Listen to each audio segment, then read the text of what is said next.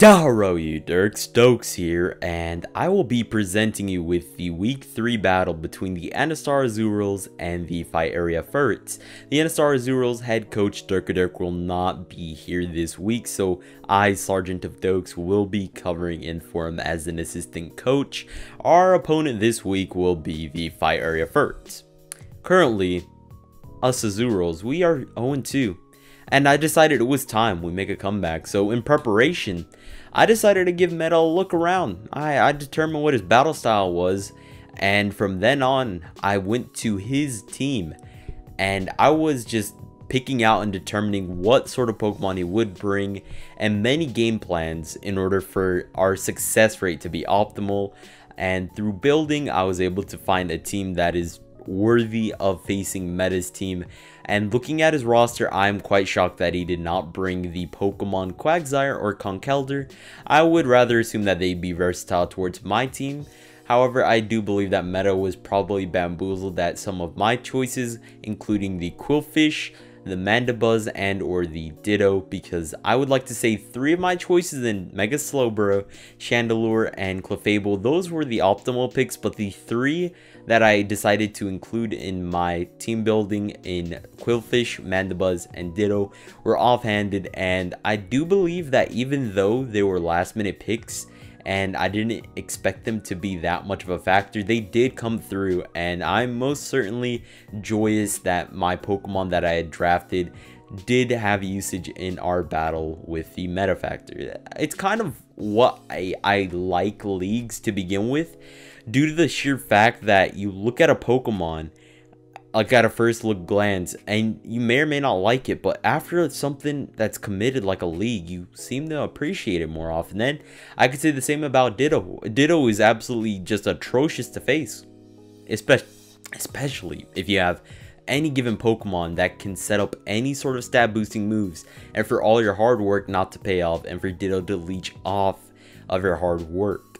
However, I did build quite the bulky team for Meta Factor's hyper offensive team, and it did work out. I would like to say that throughout this battle, I did counter Meta Factor relatively well, although there were some close calls, and let me just say, the abundance of hacks on my side of the battle were absolutely ridiculous. They were ridiculous.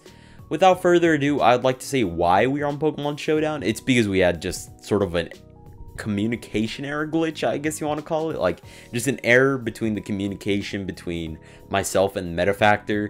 Like 3 turns in, like we DC'd due to my internet with my 3DS. It just doesn't work out most of the time. So Meta and we carried our battle over on Showdown, and we basically recreated the battle and its first few turns, because I led off with my Life Orb Max Defense Qwilfish with Intimidate versus his Crobat, which would later be revealed to be Choice Bandit. And of course, Crobat outspeeds a Qwilfish, and he fires off a Choice Bandit Zen Headbutt towards my way. And I was like, okay, I'm eating that up. I'm impish. I got an Intimidate up in my favor. First of all, and people are really using the bathroom. Like, come on, can't you hear a guy recording? I'm trying to have like a professional image in. You're really gonna use the bathroom? There's 2 bathrooms in the house. I mean, you could go to the other one, but apparently people are lazy. You know what? You have your potty time, because I'm about to talk all this smack real quick. Okay, so basically, he landed a critical hit. Choice Bandit Zen Headbutt on my Qwilfish, brought it down to 9 HP, but I knew somehow in the like case scenario I would get critted that I would not go for an attack the first turn, because that would evoke in myself like literally just losing a Pokemon turn 1. So I was like, alright, I'm gonna go for T-Wave. There's no way he's going to Pikachu turn 1.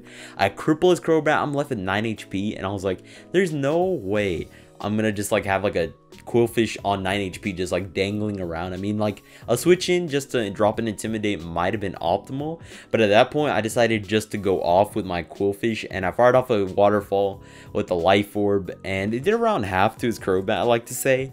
And then the DC error occurred, and Meta was left with 6 Pokemon, I was left with 5, and we recreated the first turns of our battle on Showdown just to match with what happened in the original battle, which was held on the 3DS. So the first 3 turns, after my Qwilfish dies, then it's just like a whole different battle with our Pokemon Showdown setup. So without further ado, ladies and gentlemen, I do believe it is indeed time.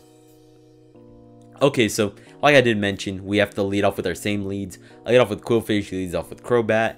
I mean, this time he doesn't get the crit, of course, but it does 39% to me. I go for T-Wave, of course, as it was my original move. And from here, I go for Waterfall because that's what I did before as well. And now he goes for Zen Headbutt. And just to recreate the crit happening, I have to go for another Thunder Wave, just so Meta can have the easy kill on my Quillfish. And now, ladies and gentlemen, it's a new game. It is a new game. So here I bring in Chandelure, and I was like, he's definitely gonna switch, but risking him like not to switch into Mega Pinsir was a bad move. So I just went for Shadow Ball because I didn't want to turn to be wasted with Trick and then on a Mega. So here I brought in Clefable on the Scald because I didn't matter like whether or not if I got burnt or toxic because I am Magic Guard, but I'm gonna bluff that I'm gonna wear the whole time. So here I didn't predict the switch out of that Scavalier. I just went for Moonblast. I was like, okay, I got Fire Blast, I can take this out, right? No, I miss. And from here he goes for Knockoff. I was like, okay, yeah, he's probably predicting the Chandelure, I like to say. So here I go for the Fire Blast. I'm like, yeah, oh, min roll on an AV Escavalier, and he does take me out. I was very upset at this range because I was at a 4-6 disadvantage, and here he switches out. He's probably anticipating me to go for, yeah, Foul Play, and I honestly expected Escavalier to stay in 1 HP. What? Like, come on now. So here I didn't want to risk any Scald or Toxics going off on my Mandibuzz, so I got on my Slowbro. It is Calm Mind, Sleep, Rest, Talk, so that is why. And here he makes his move into Escavalier. I was like, all right, let me just be greedy because, like, what is the Milotic gonna do to a Crowbro over here? And I just fire off a Scald, and it takes out Escavalier. It's not that fast, so of course Slowbro's gonna outspeed it. And here I was like, he's gonna go for the Electric type move. So you know what? I'm gonna go in my Ditto, transform into him, eat up that. Yeah, eat it up. Look at that. We ate it up, and he's like, oh no. So Meta switches out there. And I didn't expect the switch. I actually expected him to stay in, and Grass Knot doesn't do near enough. So here, I decided to just go out in his Slowbro because I thought, yeah, Crobat can't do anything to this. But he makes the double back into his Pikachu. I was like, no. I was like, okay, well, this time I'm just going to go into my Shandy. And yeah, there it is, Grass Knot. And here he knew I was Scarf. So at this point, I decided just to fire off a Fire Blast. And no, I did it. I went for the Trick. I was so close to go for the Fire Blast. I was so close, but I was like, he might stay in. And there it is. I missed a Fire Blast. And then he lines up Braver. If only I went for Fire Blast the first time. If only.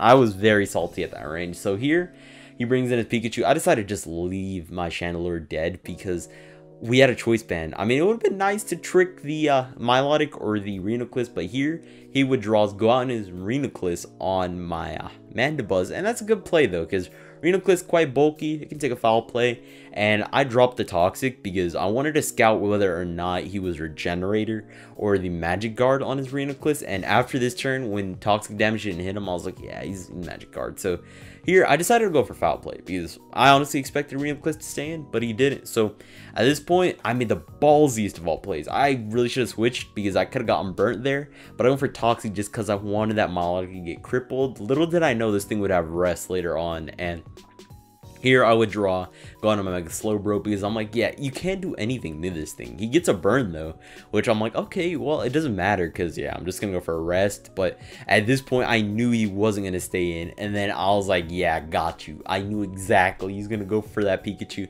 We do get a crit though. I don't think it mattered. Pikachu has paper thin defenses. That's Stab coming off of almost 300 special attack. Nah, it wouldn't matter. But here, he goes for Rest. I honestly thought that this Milotic would have like Dragon Tail, but later on we like find out that it's only Rest, Sleep Talk, Scald, and then the last move is like unidentified. I don't even know what it is. I hazard a guess and say it's Ice Beam, but I don't know. That would be optimal, but I don't know, dude. He might have carried Toxic, but Sleep Talk, Toxic, it doesn't really work in my opinion, but yeah, it probably is Ice Beam. So here we just like keep going for Sleep Talk, Scald, Sleep Talk, Scald, and we both get Sleep Talk and Scald. Like, what are the chances of that? That's ridiculous. So here, I was like, well, as soon as Milotic wakes up, like, he can't do anything to me from my viewpoint. So I was like, let me just get greedy a little. Let me just hit up a Calm Mind. Let me just soothe the soul real quick. And here his melodic was like, oh yeah, I'm getting out, this thing's about to set up on me. So he goes into Reuniclus, and at this point I knew we were going into a Calm Mind work, because Reuniclus wouldn't just switch in nonchalantly like that. So I was like, all right, let me just go for rest just in case, because he might have been like Magic Guard, Life Orb, Shadow Ball just kills me. And then I was like, wait, he's leftovers. I totally blanked out. I could have just hit Calm Mind there. And here I go for Sleep Talk, get another Scald. Like, where are my Calm Minds? Like, I'm actually kind of thankful that I'm getting Scald instead of like rest. But here I'm like, all right, let me just Sleep Talk. Can I get something else, please? No, I just get another Scald. Like, I'm getting Scald so many times. Can I at least get like a crit here and there? I don't want this Calm Mind war. And here we're even now. We're at like +2 versus +2. I just go for Calm Mind, and this is very crucial. Like, I thought I'd mention this right now. Look how I'm outspeeding his Reuniclus every single time. That is because before the battle started, like even before we went on Wi-Fi, I specially genned my Slowbro because I knew a Calm Mind war with Reuniclus would happen, and I gave it 16 EVs, and look, I'm outspeeding it every time. I am at +5 while he is at +4 on his Reuniclus, and at this point I just wanted to go to the top because I knew I outsped. And the good part about my Mega Slowbro is I can't be critted, whereas his Reuniclus can be. Now he does have the upper hand in a super effective move in Shadow Ball, but here I decided to go for Scald because I can't be critted. He goes for Shadow Ball, does 42. I'm like, alright, now we have to rest, we have to, because he might go for recover of his own, so you can never be too sure. And I want to keep this thing alive and just soak up any hits as long as I can. So I went for rest, and here I just go for Sleep Talk as I can. I get another Scald now. That is actually lucky. I actually didn't expect to get a Scald then again, but I did get it, and I was like, all right, if I get one more Scald, that would be amazing. That would just make any. I do. Like, from then on out, I knew my luck was like shaping up, and at this point, I don't know if Meta knew, but he was absolutely just like in a pickle. Because look, now my Ditto sent in, I'm Choice Scarf, I'm gonna outspeed you, Psyshock. Like, I am so glad he has Psyshock. If he had Psychic, if he had lived that might have been a different story. And plus, Milotic, I know he's a special defensive set because he just ate up my Chandelure's Shadow Ball. So here I go for Psyshock. Does not take him out in one hit, but here he went for rest, Sleep Talk, and then he gets rest again. Now, let me just say, like, Meta, if he's watching this, if you had gone for Scald twice, that would have brought my Reuniclus down. And then on this following turn, he goes for Mega Pincer. Frustration does 11%. It does not kill me, and we do rake in the win for week 3, making the Anistar Azurills 1 and 2 as our win-loss ratio. Now, I know we are behind. We are at 33% or 0.33 if you want to be technical.